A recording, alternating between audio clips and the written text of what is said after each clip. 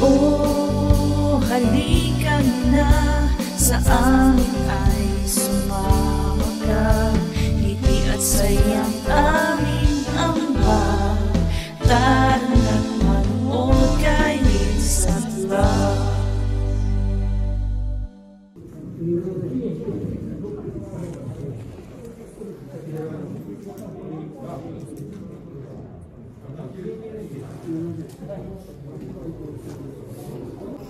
Ohayo, Tingyasa, hello mga bro. Medyo mahina yung boses natin. Nandito kasi tayo sa loob ng driving license center. Kukuha kasi today si Kuya Jerome ng kanyang yung student permit.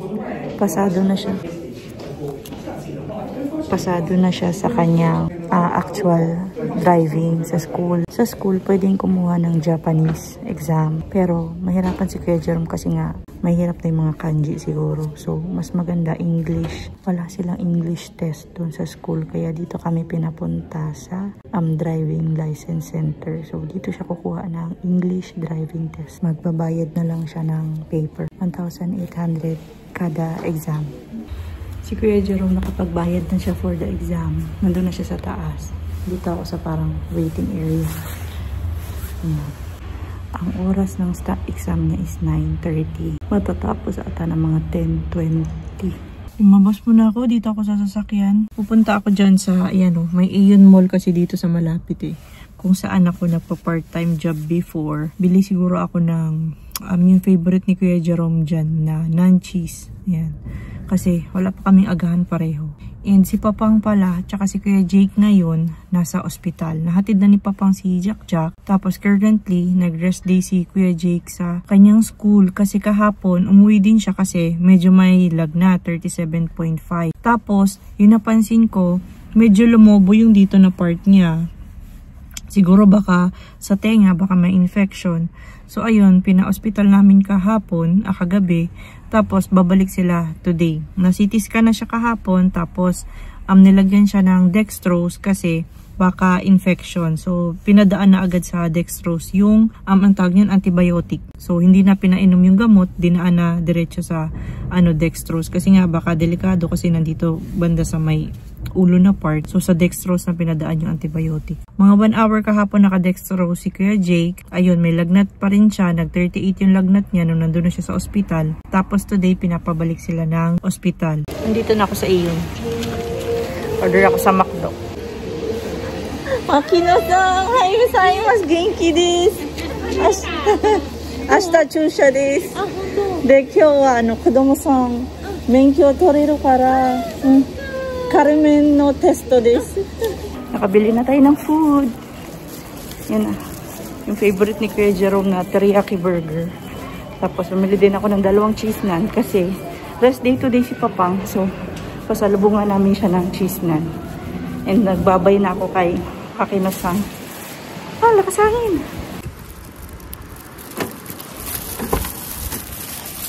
Balik na tayo doon kay Kuya Jerome. Malapit na matapos yung exam niya kasi 10:15 na.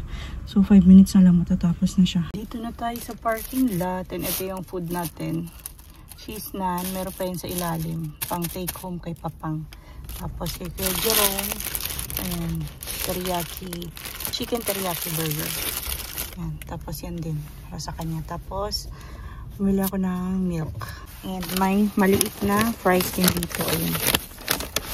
Yan. Papunta na dito si Kuya Jerome. Pwede naman na siguro akong kumain kahit wala siya. Hindi pala ako bumili ng soft drinks or anything na ibang maiinom kundi doon sa gatas. Kasi kailangan ko rin ng milk 1 cup a day. Hindi ako bumili ng ibang drinks kasi may dala naman akong tubig. So yan na yung drinks namin ni Kuya Jerome. Tapos na daw siya sa exam niya. Sakto. May isang question siyang nagdadalawang isip siya. Chininis niya. Chicken teriyaki yung kinuha ko sa'yo. Mas masarap eh. Nabagsak. Adi. So, you need must not nila doon. Nakakalito. Yun nga. Kasi nililito ka nila. Dapat yung analyze mo. You did must not. So you don't need must not. You don't need to. Siguro ang sabi nila. Yung magets. Yun lang yung medyo nahirap sa English ng exam. Kasi parang na-Google Translate lang siya ba. Pero mahirap din kasi yung kanji. May kanji sana sa mismong school niya. Wala pang bayad no. Pero, meron din bang bayad? May bayad din pala sa school. Akala ko walang bayad sa school. Pero yun nga lang, mas mahirapan siya kasi hindi niya naman alam lahat ng kanji. And mga bro, hindi niya na first time mag-take ng today ng Karimen test. Kasi nag-test na siya sa school, trinay niya yung kanji, hindi siya pumasa. Napanochos lang ako doon akala ko ma-English siya doon. Tapos, pumunta kami dito last week ba tayo pumunta na? Last week pumunta kami, hindi na ako nakapag-vlog, hindi niya nakuha.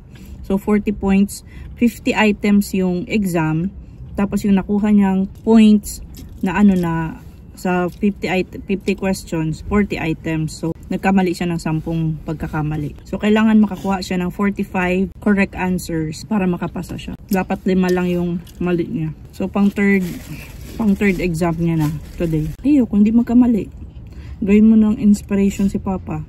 5 times sa Karimen. 5 times kasi si Papang sa student permit, written exam bago siya nakapasa. And mas hirap yung sacrifice ni Papang kasi dumadaan pa siya sa pagsakay ng train, tapos magbabike pa siya papunta sa train station.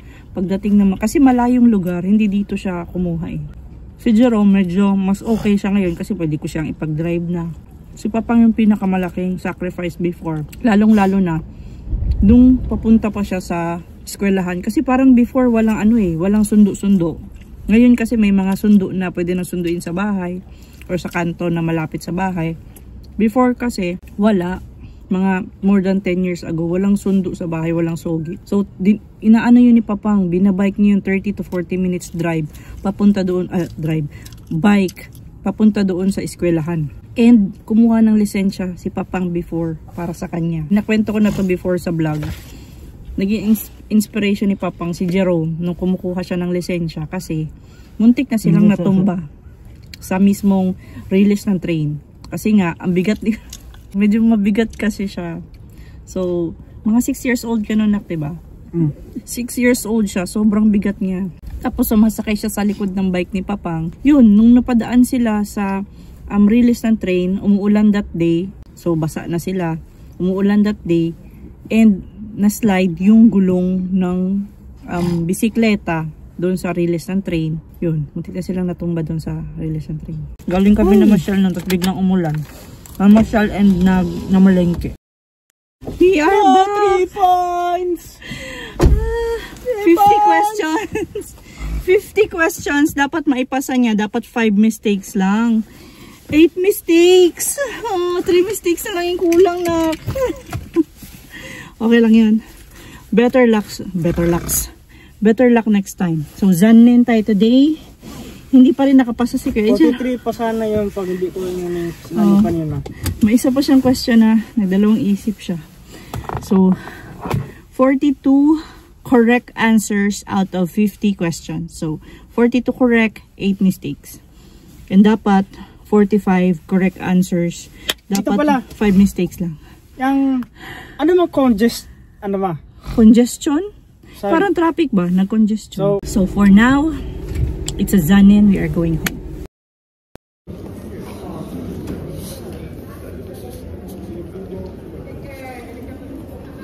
Oh, hi mga brew. Today po is Wednesday. Last week pala, may infusion ako, 4th infusion. Pero, kinancel ng doctor ko kasi mababa yung aking white blood cell count. And yung neutrophils din, mababa. So, hindi ako pwedeng i-infusion kasi delikado yun kapag mababa yung white blood cells. Kaya, dinelay ng 1 week. So, today, di ko rin alam kung mataas na ba or mababa pa rin yung white blood cells ko. Magti-take pa ako ng blood test. So, kapag okay na yung white blood cells and yung neutrophils ko today, tuloy na yung infusion. Tapos na tayo sa blood test. And kasama ko pala today si Papang. Kasi ano pa siya, schedule niya sa work today, yaking 6 PM ka paalis na.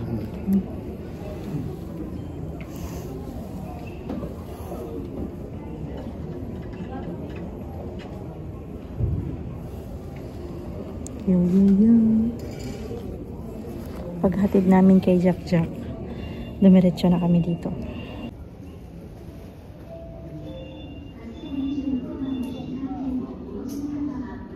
Tapos na tayo kay Sensei. Punta na tayo sa chemotherapy center ng hospital.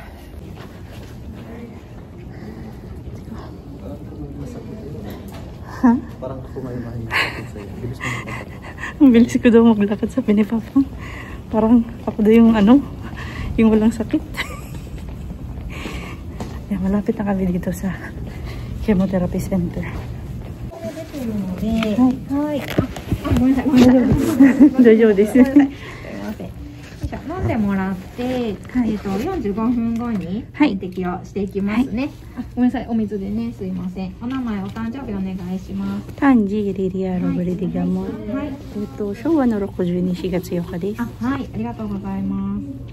それピタンと、リリアさんね。はい。今日も19日ですね。はい。はい。すいません。はい、ありがとうございます。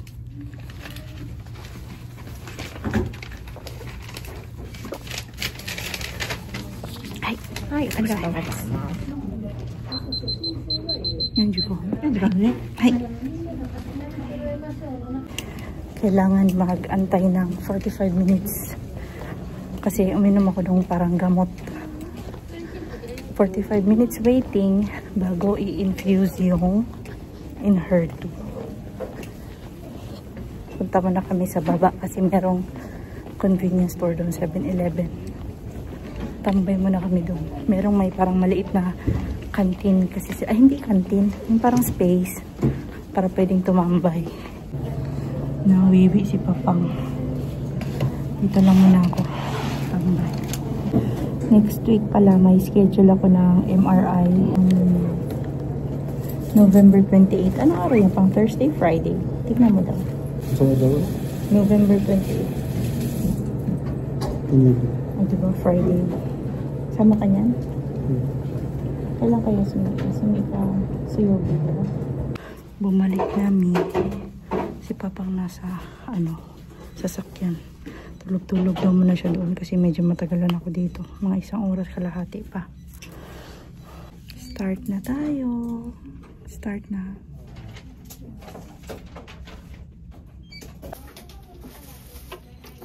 Enhertu na tayo. Enhertu. Yung color orange na yun.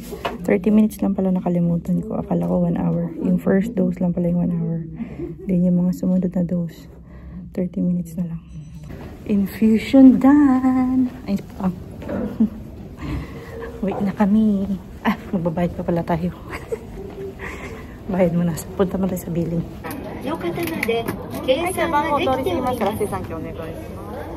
Number natin? 734. 719 pa. Medyo giri-giri na kami sa oras. Si Papang pumunta na doon sa gamot. Siya na daw kukuha ng gamot. Tapos antayin ko lang to. Magbabayad na tayo sa cashier. Doon sa TV doon. Kailangan doon lumabas tong number na to. Kapag di pa kasi lumabas yung number doon sa TV, hindi ka pa makapagbayad. Tapos ganun lang yung barcode kasi dyan. So kailangan talaga antayin yung number na lumabas sa TV. Lumabas na yung number. Okay, this is hi. ただいまご請求額の問い合わせ中です。押してください。クレジットカードをご利用ください。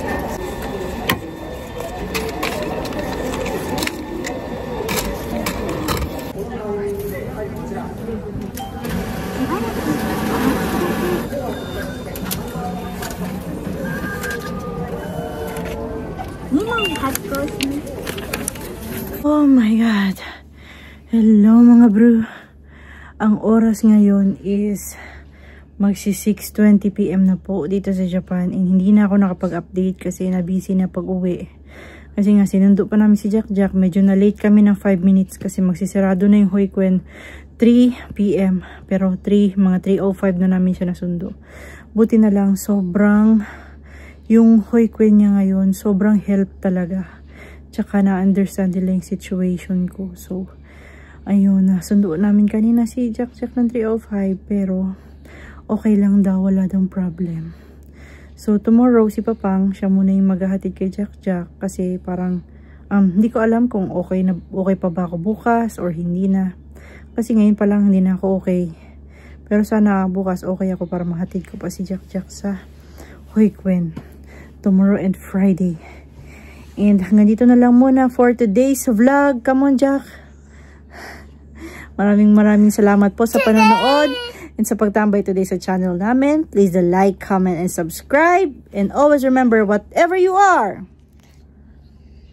be a good one. Dumiretso na sa kiss. Say muna, be a good one muna. Sa next vlog ko ulit. Say, no. Say, say muna, be a good one muna. Ayaw niya sabihin yung be a good one kasi nabubulol siya. Say, be a good one. Ayaw niya na